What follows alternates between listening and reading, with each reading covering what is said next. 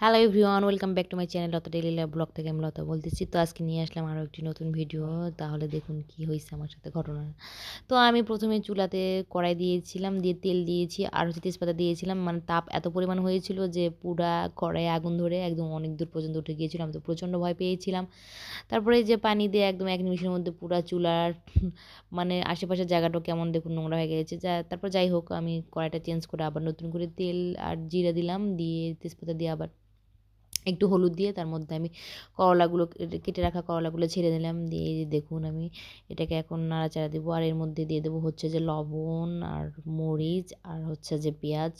তো আমি কিন্তু পেঁয়াজের পরিমাণটা অল্প দিয়েছি, কারণ এখানে আমি এর মধ্যে ফুলকা দিয়েছিলাম। ফুলকা দিলে অতটা পেঁয়াজ দিতে হয় না, আর করলা তরকারিতে সবসময় পেঁয়াজটা বেশি দিতে হয়, তাহলে এদের টেস্টটা ভালো আসে।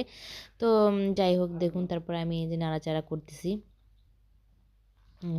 ভাজিগুলো নাড়াচাড়া করার পরে যে আমি ঢেকে দেবো ঢাকনা দিয়ে।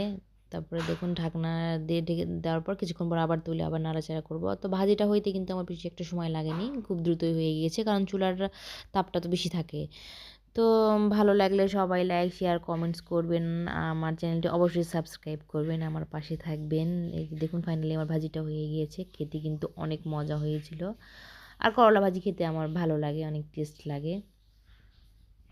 আমার চ্যানেলটি কিন্তু অবশ্যই সাবস্ক্রাইব করবেন। আপনারা আমার পাশে থাকবেন। আল্লাহ হাফেজ।